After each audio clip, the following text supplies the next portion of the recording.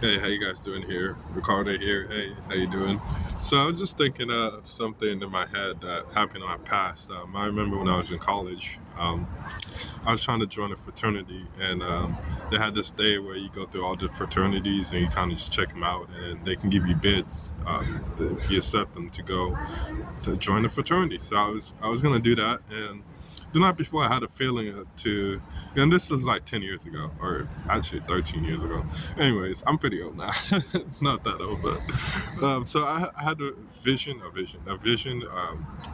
to just go out to Greek Row, and I went out there, and one of the fats I really wanted to go to, I checked it out, and there's a guy who was like, "Hey, you should join the frat. I thought you join a diff fraternity. You should join the frat." And I was like, okay, yeah, but and that turned out to be the worst decision of my life. Maybe not the worst, but it's one of the worst decisions because it didn't work out. It's not that I got kicked out or anything. It's just that I just didn't manifest the things I wanted to manifest. I wanted a brotherhood of people of guys or just people where we can talk about things, work together, go into plans and do all that. And I wanted girls, obviously, have sex with them. And um, I did a couple. I had sex with females, but it's just that it just didn't work out because it didn't feel good. It didn't feel um, like I didn't have that brotherhood feeling, and I didn't, have as many sex with as many women as I wanted to, and worst of all, I got a alcohol addiction throughout the process too, and that really curtailed my life, and. Um,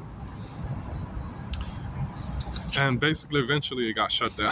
I think probably 3 years later after I joined it. But that was probably one of the worst decisions that I made in my life because um, it didn't feel good. It was not a heartfelt decision. It was a brain felt decision. The only motivated factor that I had that I wanted women. Literally, it was like, oh, this fact could give me that because they'll have parties and I know women will come there. So that's the biggest motivator that I had. And it's not that that motivator was a bad thing. It's just the fact that the decision that I made. I should have been like, wait a minute, calm down. You're gonna visit all the fats tomorrow. It's just, why are you making this decision now? Like, just go through all the fats and see which one you like, and then from there they can accept you a bit. But I use an emotional decision. Oh, I want to get girls. Oh, they said I can join the fat.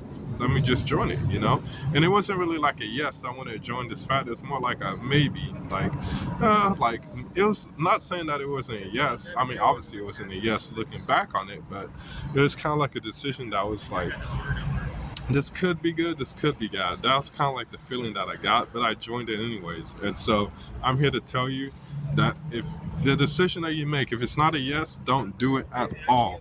Literally. And I practice that a lot. I don't care. Obviously, if it's a no, you're not going to do it. But if it's a maybe, don't do it. Literally, because it's going to turn evil, it turns something bad. And that's what happened in my case. And I had to suffer for it for those 3 years. And I had pneumonia because of my drinking alcohol use. Um, and that pretty much started my drinking and drug addiction.